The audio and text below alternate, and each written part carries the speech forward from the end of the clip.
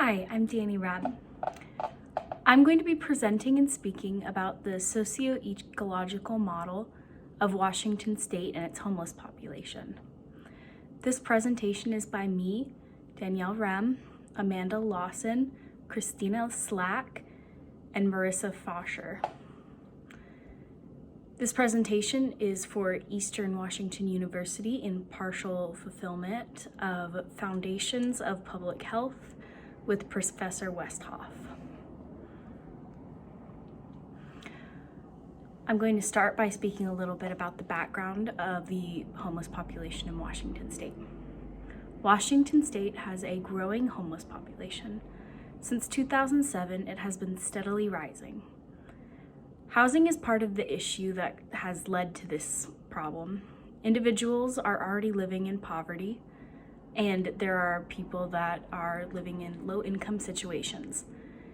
It has become an unfortunate cycle of being forced to pay over half of their income on rent and housing.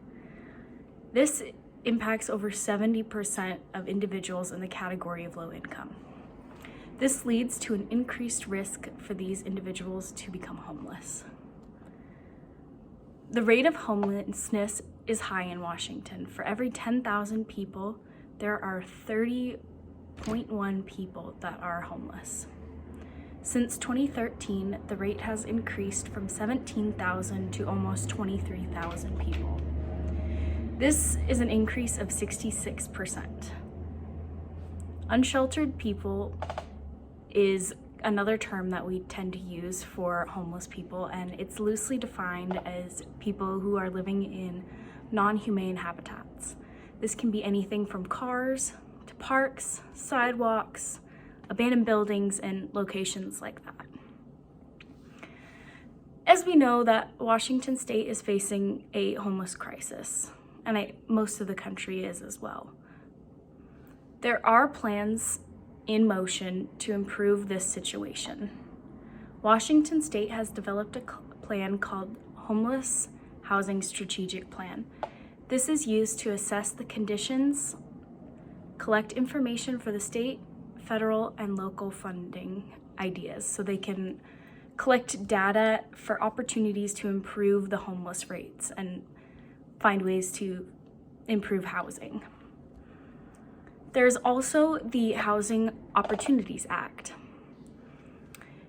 This is a way of pursuing solutions to also improve the housing supply.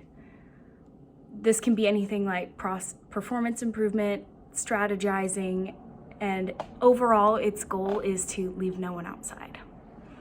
Even though Washington State continues to help improve the homeless population, there are many challenges in doing this. Increase in cost of rent, decrease in housing, and growth rates in the youth and young adults that are unsheltered. These are all issues that are causing an increase of homelessness in Washington State.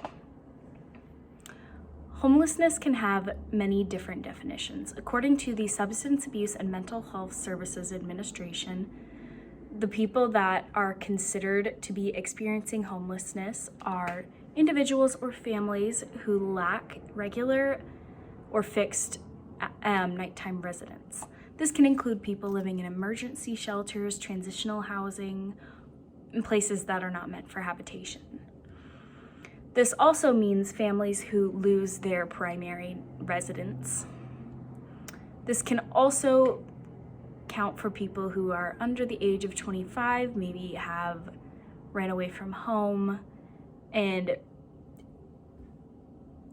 have not lived in adequate housing in 60 days or more. This can also be considered homelessness if the family has had 2 or more moves within the last 60 days and who are likely to continue having unstable housing such as this. This can be caused by disability, issues with employment, or a lack of ability to pay rent. People who are also considered homeless are people who are fleeing their residence, and this can often be because of domestic violence and other situations that they are trying to get rid of, and they lack the resources and network to find housing. Now that we've discussed a little bit of the background of the homeless crisis in Washington state, we can talk about the socio-ecological model and how it's being addressed and explained through Washington homelessness. So the ecological model shows the impacts of the community behavior, health behaviors, and different factors that impact situations like this. There are multiple different factors that apply for this model: public policy, community factors, institutional factors, interpersonal factors, and intrapersonal factors.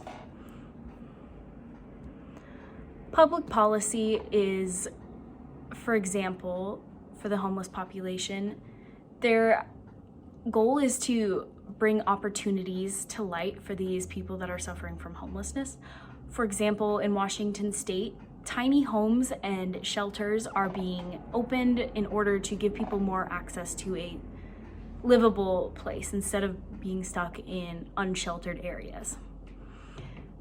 Along with that, the public policy in Washington has increase in tax to support funding for housing and activities such as this. For institutional factors, there are organizations that help get people that are homeless the supplies they need to survive. These organizations usually collaborate with the city and help to plan funding and events to help increase the quality of life for homeless people as well as to prevent homelessness. So community factors, this is a very big impact with homelessness because the housing and rental prices that are increasing are causing many people to become homeless because they can no longer afford their housing or can't meet the criteria to begin a lease. There are interpersonal factors that also impact the homeless population. This could be anything from bonding with people that are also homeless and not feeling motivated based on their community to find a way out. They may feel bonded and stuck, and that can be an issue for this population. There are also interpersonal factors. This can be drug abuse, mental health issues, inability to keep a job, and inability to provide. This can also be people who do not have the ability to work.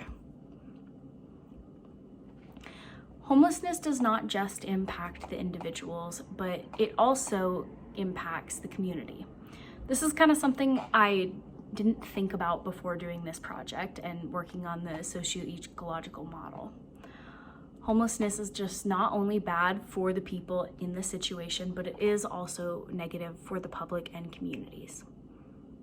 With homelessness being on the rise in Washington, the community is trying to help individuals in these circumstances. This can be anything from beautification and disposal of dirt and debris that may come from homelessness. This has had an impact on the community. Throughout the last 10 years, over $100 million has been spent on solutions to these issues and helping the people. These efforts have not been successful, unfortunately. So I learned that homelessness does not just impact the individual, but the community, economy, environment, and business and residential areas. I'm going to start by talking about the impact on businesses and residential areas. Unfortunately, the prevalence of homelessness being nearby businesses can scare off business and decrease property value. For residential areas, this can discourage families to want to live in the area and essentially cause them to avoid the area. Homelessness in cities and towns lowers foot traffic, meaning less customers and revenue by walk-by and walk-in. Homelessness also, unfortunately, has a similar effect on tourism. This causes people to view the locations as run down, unsafe, and not a place that they want to bring their family on a vacation. So lack of tourism and desire to be in the locations also does ruin property values and those kind of things. So homeless individuals tend to need to shelter from weather and other hard conditions. Most of these people do this by any means possible. This can be creating encampments and filling the sides of roads and parks and waterways. Unfortunately, these encampments can create a lot of litter. And this, as I said before, fills the sides of roads and parks and waterways. Encampments are also not always, but sometimes filled with drug paraphernalia, litter, human waste, which heightens the chance of spreading disease. Individuals sometimes do use the waterways as a place to go to the restroom or bathe. This can distress aquatic wildlife and increase the chance of spreading disease. The best way to address homelessness in Washington is to create affordable housing. Though there is a clear need for housing, approximately 75% of people who are eligible are still turned away because of lack of funding and ability to pay rent. So Washington State is in desperate need of more rental and housing help programs. The federal government is vital to helping with this idea.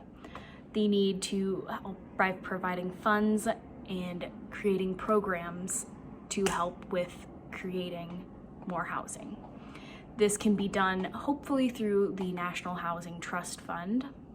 State and local governments also do need to play a role in this. Their role is vital as well as the federal. So we did look into ways that homelessness could possibly be improved. And we looked at the factors again and tried to find the best ideas we could to improve this issue. So there are more factors than just housing issues that contribute to homelessness. This can be unemployment, insufficient income, domestic violence, mental health, and substance abuse. Along with helping with housing, there needs to be a raise in wages, and there needs to be availability of affordable mental health care, substance abuse services. There also needs to be more successful and confidential programs for people who are experiencing domestic violence.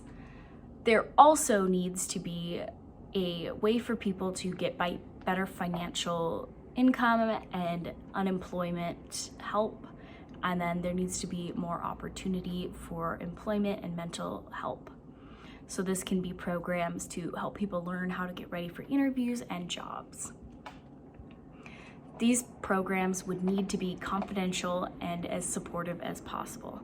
Some of these programs do exist already. There are unfortunately not enough to make a huge impact in Washington State. There needs to be additional funding to create these programs, and that's an issue that needs to be done through a nonprofit organization or some sort of fundraising in order to get these kind of programs off the ground. There are expenses such as like food, water, transportation, schooling, childcare, electricity. These all take up so much of people's income that it does become even more difficult to have adequate housing, because a lot of people do spend a huge chunk of their income on caring for their family, feeding their family, and for getting around to jobs or job interviews. While we do have buses, I think that it would be helpful for the community to find a way to do cheaper or free bus rides for individuals who need help. And these buses and things can take people to educational centers and programs that will help to improve the community. There also needs to be a way to make electricity usage a little bit more efficient and make it so it costs these families less so they can afford to keep their housing. Unfortunately, homelessness is an issue that is truly on the rise in Washington State.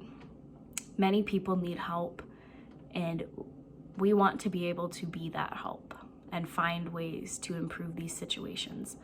We're on the right track, but there has been struggles with funding. Washington State needs help with the homeless population. Thank you for listening and have a great day.